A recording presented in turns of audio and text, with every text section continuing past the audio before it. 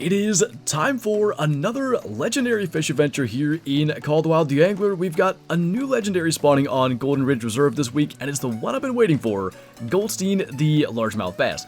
Now, much like last time, we're going to go over where to catch him, how to catch him, all that good stuff, but if you want to avoid spoilers, if you don't want to know where he's at, you probably want to skip like 30 seconds. So, from what I've seen, he's been being caught just up here around this bridge at the northern end of the main lake where the water runs in. So what we're going to do is fast travel up to the point of interest here and see if we can find him.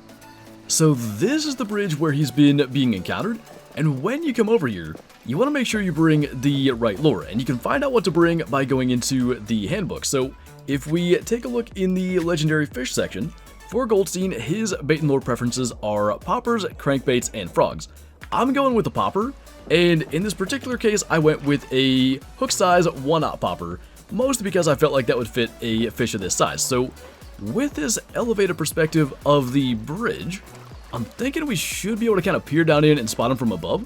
We can see fish pretty far away, and if he's in this general area, I think we should be able to spot him. And there's no mistaking it when you do. That is a monster of a bass. Now, I don't think it's a good idea to actually try to catch him from the bridge. I think we could run into issues there. So we'll drop down underneath.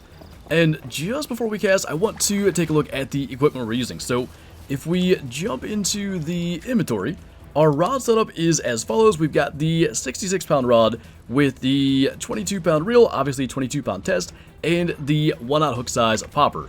He was somewhere right in this corner, so we'll get up nice and close to the water so we don't have issues landing him. I don't even know that we got to cast that far. Maybe we'll just kind of go a little bit out, do this nice and slow, and we're going to try at least to get him with the manual twitching technique, just because I think that would be cooler.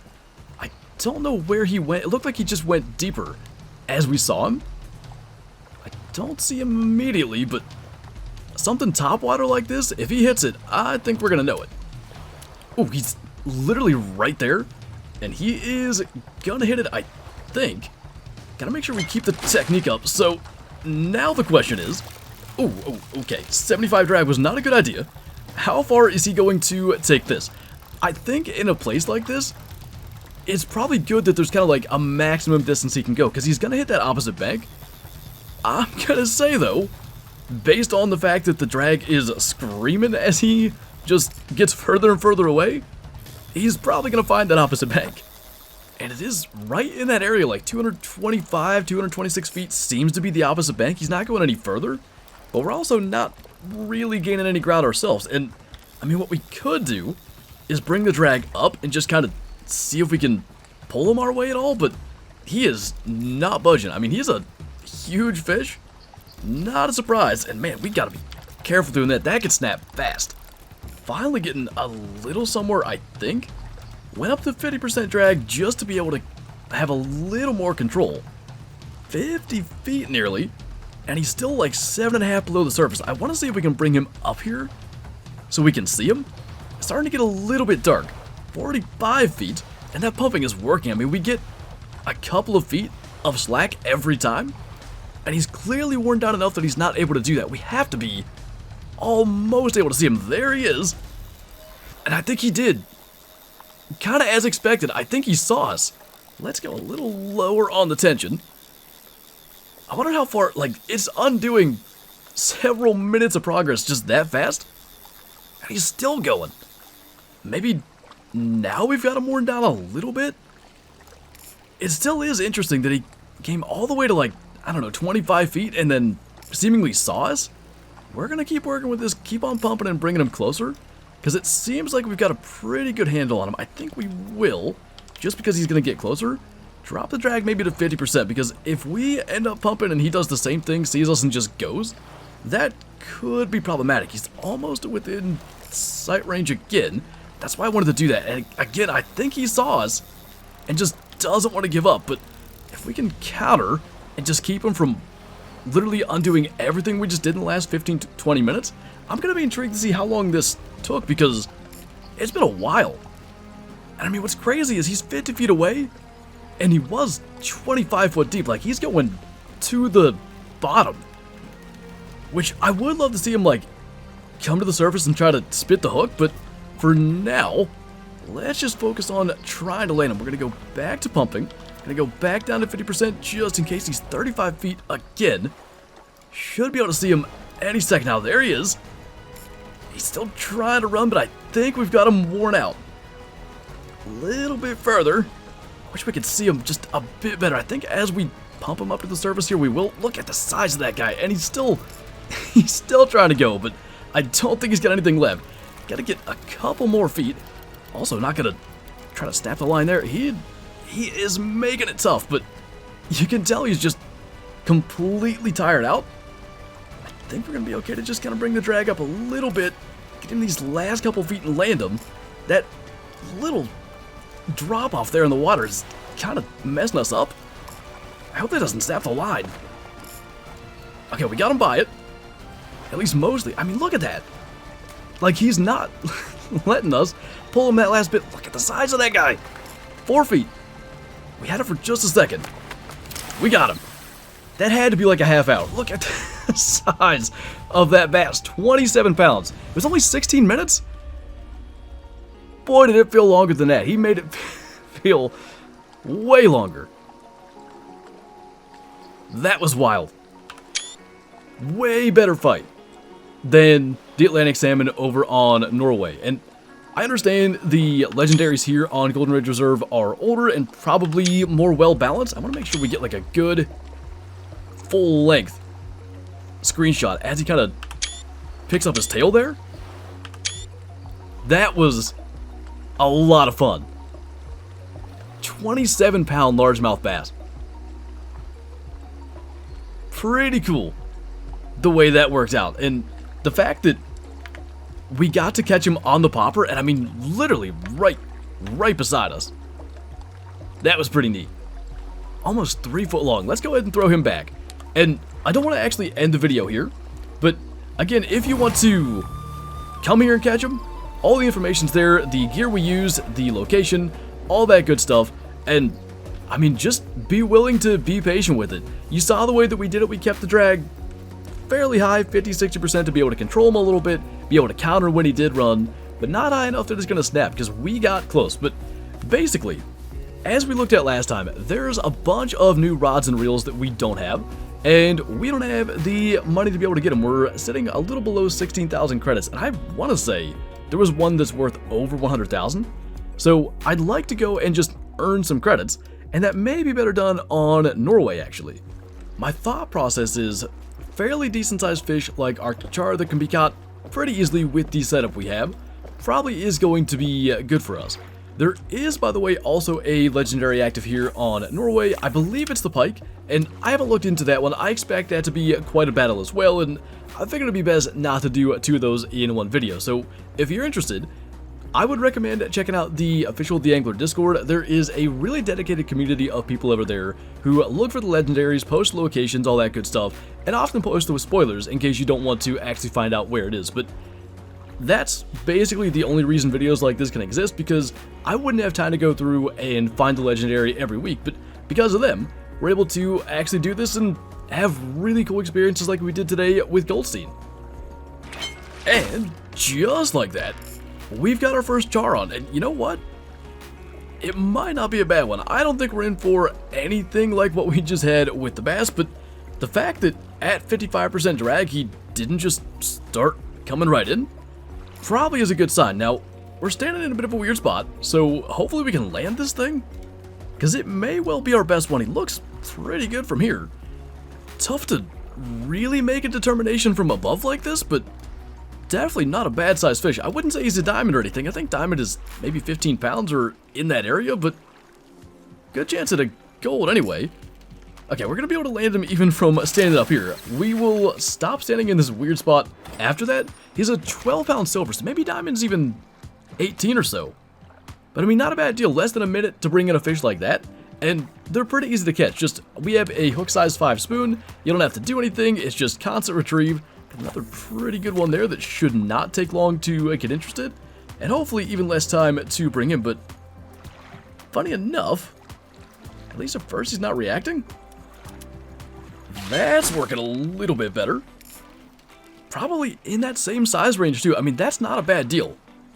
if we can just keep on catching these things, and they're probably my favorite fish species on Norway. I can't wait for a legendary Arctic char. I don't know how I'd want to catch it, but we'd come up with some unique way to do it, because I just think they're a really cool fish. I would like to go to that spot that's got brown trout and Arctic char, but it's also got Atlantic salmon, and they are not ideal for our current setup. That's, yeah, right about the same size, almost 12 pounds. 25 seconds, but it certainly helped that he was a good bit closer. That looked like a pretty good size one. Ooh. We haven't changed anything. Same drag, same everything. And that is not what the 12-pounders did, so let's see if we can even bring him in. Man, we're going to have to do a little pumping with this guy. Man, better be careful with the drag, too. He's pulling some line. I mean, we know what a 20, 27, 28-pound fish does. It ain't quite like that, but that's... Oh. That looked really big. That's a really good sign. I mean, still pulling line. Most non-legendary fish, pretty quickly you can kind of tire them out and get them brought in. And that's still to some degree the case here. We've got him into 25 feet. Oh my goodness. That's a really nice char. I don't know if that could be a diamond.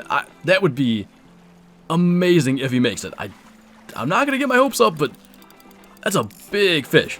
Can I go ahead and go up to 60% just to get him all the way in? Let's just pump this, bring him the rest of the way. Now I can't see him.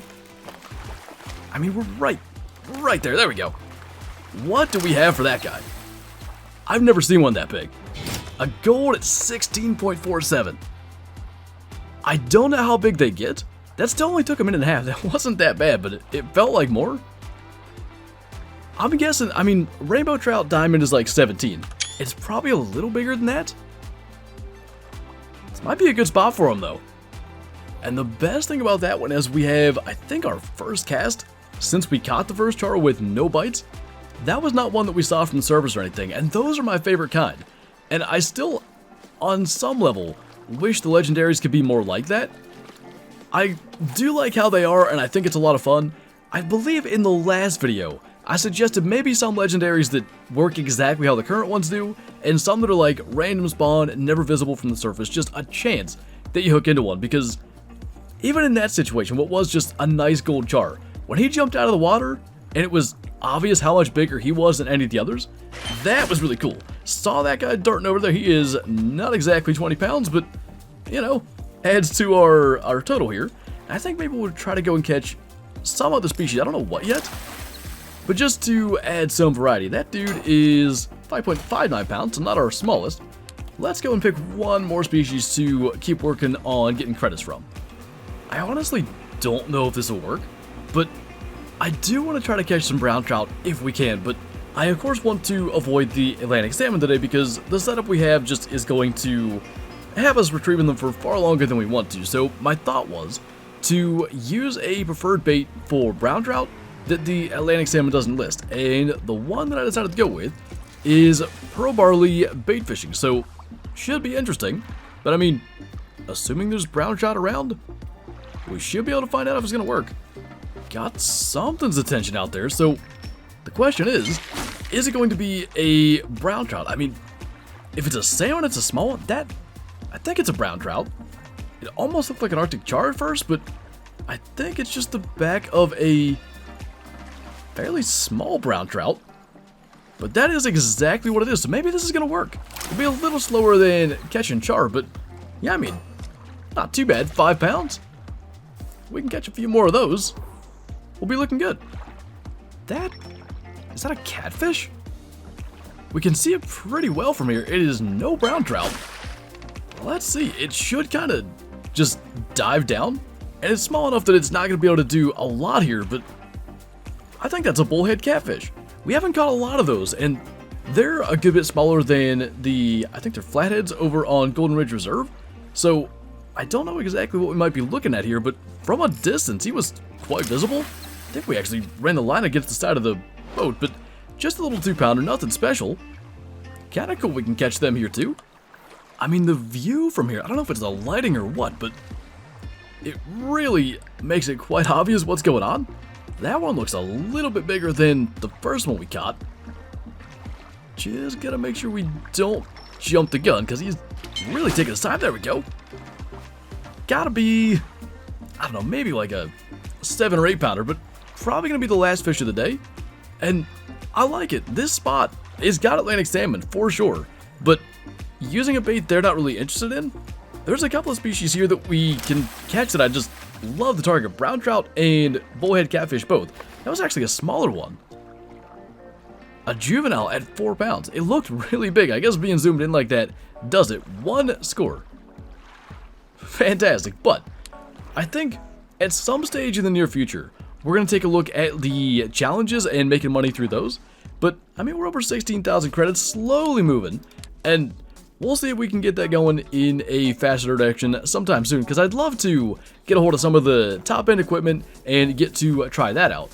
I also do think, now having caught 2 of the legendaries, 1 on each map, I like where they're going with that, and I think they're going in the right direction with generally things to strive for. So at some stage, maybe like rares or fish with unique patterns, things like that could be a really cool thing to really extend the longevity and replayability of the game. But I like what I'm seeing, and looking forward to getting out there and targeting another legendary in the near future, probably next week if at all possible. But anyway, that is going to do it for this video. So as always, thank you guys for watching, and I'll see you next time.